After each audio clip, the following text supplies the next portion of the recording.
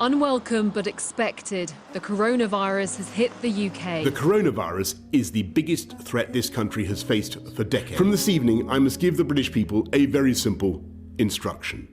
You must stay at home. Exceeded 100,000. Germany is extending its coronavirus shutdown by 3 weeks until March the 28th. The UK is reporting a new strain of the virus. Is this something we should be concerned about? We will be suspending all travel from Europe. Good evening. We start tonight with the unprecedented measures being enforced right across Italy. Officially declaring a national emergency. To stay at home, protect our NHS, and save lives.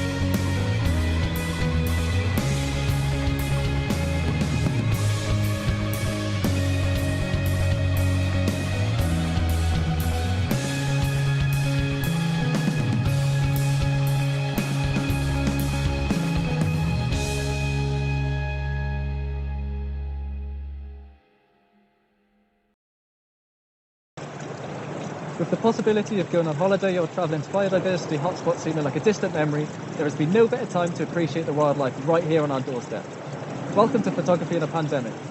I'm Aidan, and today we'll speak to industry experts to get their advice on how you can make the most of the wildlife right around you, and hopefully capture that perfect moment. Now let's meet our experts. So I am a filmmaker, and I started working in a post-production film house, and I wanted to be more involved with the creative process and the initial side of production that's about development and creating the ideas and working with people and telling stories that I felt were exciting and important to the world. And I've worked for various different types of companies, some more artistic and abstract in the way they tell narratives. And then the most recent company I worked for was the BBC, where we did work developing stories about the natural world. So it was combining science and innovative ideas and also telling narratives through human perspectives. Which was really, really amazing, kind of hybrid of art and music and important messages that needed to be told. And I worked with the development side of everything. So really just creating the ideas and seeing what needed to be told and then working out how to do it and hopefully winning the pitches.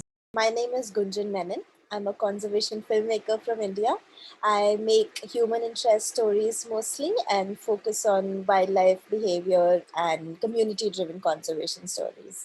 I started off, I think, quite early when I realized that I wanted to work in the field of wildlife and conservation.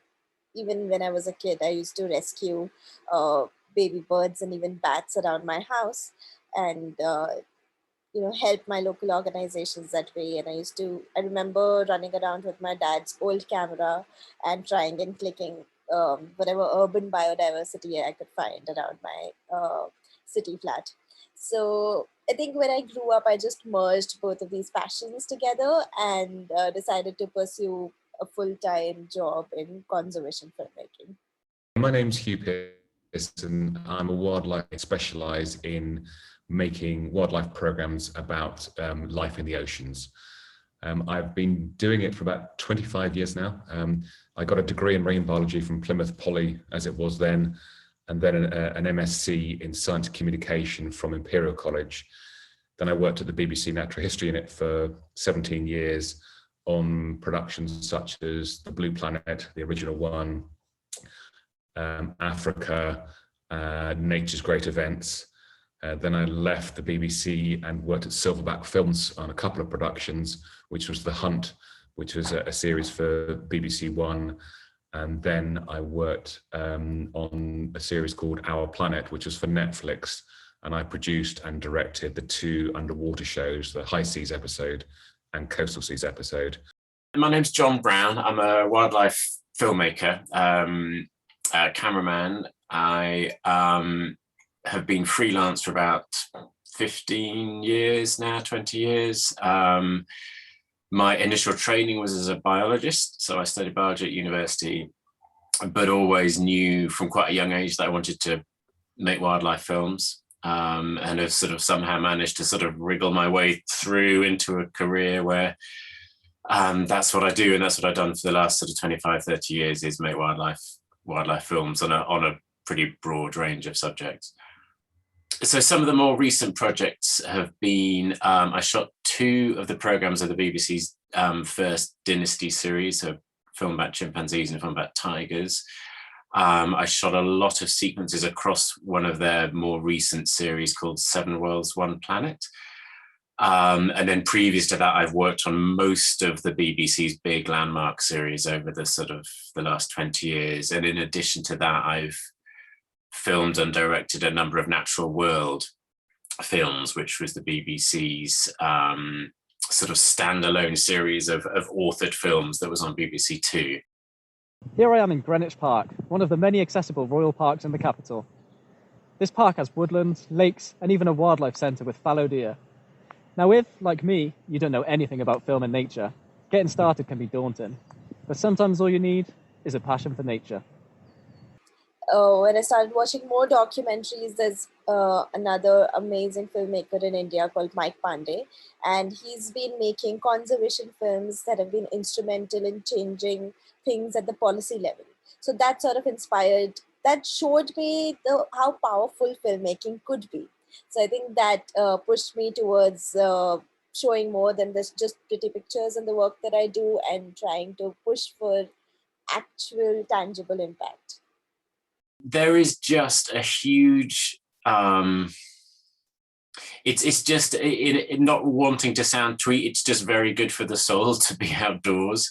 I think there's something, I mean, personally, I find there's something to be learned from observing animals in the wild. There's something that the way that non-human animals interact with the world and one another is very different to how we do. I mean, most animals are very much living in the present, whereas as humans, we're very much living, projecting into the future or thinking about the past. I mean, I think there's a sort of really, and I'm not saying that sort of life in the natural world is easy, but there's a simplicity about living in the present.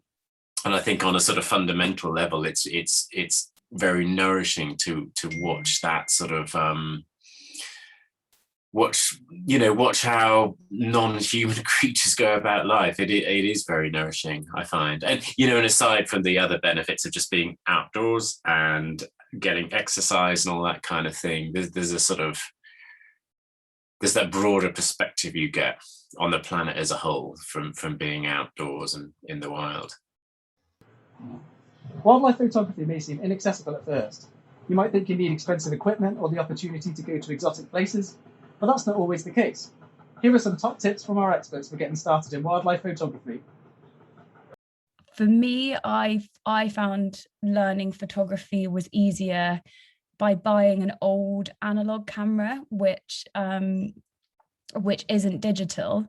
And that was how I learned to take photographs, because the whole way of doing it is really personal, and you might only take, 1 or 2 photographs a day, and you learn how to use the camera. It's really simple, but you learn how to use all the right things. So you learn about exposure, the right light, the shutter speed, and it helps you to create, unique images that help you to understand your eye and like what you think is beautiful. So I think for anyone who's learning photography or film, it's so personal to you, and it's so important that you don't compare yourself to other people, but just get inspired by everything around you. Be inspired by people that you love, and when you see a moment that you want to photograph, just take a moment to frame it before you take the photograph, because you can see a moment and it might be amazing, but you might not give it that extra beat of time to frame it right. And then you'll always be angry with yourself that you didn't spend that extra moment. But I think in general, practice always photographing. And then I guess further down the line, once you're starting to feel like, oh, I've got so many photographs, what do I do with them? That's when you start the process of learning which ones to keep for the story that you're making, whether it's a photo series or whether it's a film that you're editing, and which ones to get rid of, because the whole process of elimination is probably what people say about writing, that you're continually rewriting your writing. And that's something that I think editors are really like unbelievably amazing at doing, is rewriting and rewriting and rewriting the story until someone feels something from it. Yeah, I mean, I think the other key aspect that we do professionally, and I think what everyone can do, is just spend time with nature, with your subject matter. You know, I often sort of like, I do a lot of underwater work, so I see divers, and most divers, they will go down and they will swim a little circuit around and come back and come up again. And we sit in the same place, and you just see all the wildlife just disappears down as the divers go away, and as they've gone, they'll reappear up again. And I think we all live such busy, frantic lives that it feels wrong to sit and wait, but that's what we do a lot of in our work. But even if you're looking at a bumblebee or a bird or a badger or something like that, it's just spend time. And I think if you spend time with your subject matter, as much time as you can, you get under its skin a little bit. You observe things that you wouldn't do if you're just walking by and trying to do things quickly. So I would just say, put your phone down, take your headphones off, sit and watch and listen. Listening is really important. And it's very good for the soul, which is the other way of saying good for your mental health. And if you read all the mindfulness books, it's stopping and listening and watching. But that's really important for filming wildlife as well. You have to, all the best cameramen, they really get under the skin of their animals. You've got to understand how that animal behaves, predict what it's going to do, understand its rhythms, understand its patterns. And it's only when you start to get under the skin of an animal, then you really, A, appreciate it, but B, understand how it works. And then, so it might be, if you want to tell a story of an animal, you don't know quite what the story is, but you might need to spend hours or days watching it doing its thing. And then you think, actually, every morning it does something really interesting, or it has to overcome an obstacle or something like that. So I think spending time disengaging from the electronic world, the human world, and engaging in the natural world is time very well spent, both for you, your mental health, but also in terms of telling stories about nature. So we do have everything we need right here on our doorstep for getting started in wildlife photography. But what do our experts think is the most helpful bit of advice for a bird and wildlife photographer? Let's find out. Okay, so if I was going to give one piece of advice to someone who wanted to aspire to take good photographs, it would probably be to get very familiar with one particular location. Because I think for me, the most memorable moments I've had in the field have been when I know that something special is happening because I've seen that particular place or that particular species regularly enough to know that this moment is a little bit different. And it may be because the behavior is different or the light is amazing. But I would say familiarity with one patch would probably be my sort of tip. Yeah. One advice to people just wanting to go out and start filming in their backyards would be to research as much as you can. And once you have your story, once you know what central character you're following, then just spend time with your subjects. Because if the more you observe, these nuances will come in, like you'll understand these little characters or behavior or nuances which will make your story even richer. So just first is research a lot, spend time with your subjects, and then start with your own backyard. Those are my top 3 tips for people starting out. So there you have it. Anyone can get involved in wildlife photography. Now I know this past year has been a tough one, but it's really helped us notice the beautiful wildlife right here on our doorstep. I hope these expert tips help you on your journey to becoming a wildlife photographer. Hopefully I won't see you next time on Photography in a Pandemic 2, but thanks for listening. Goodbye.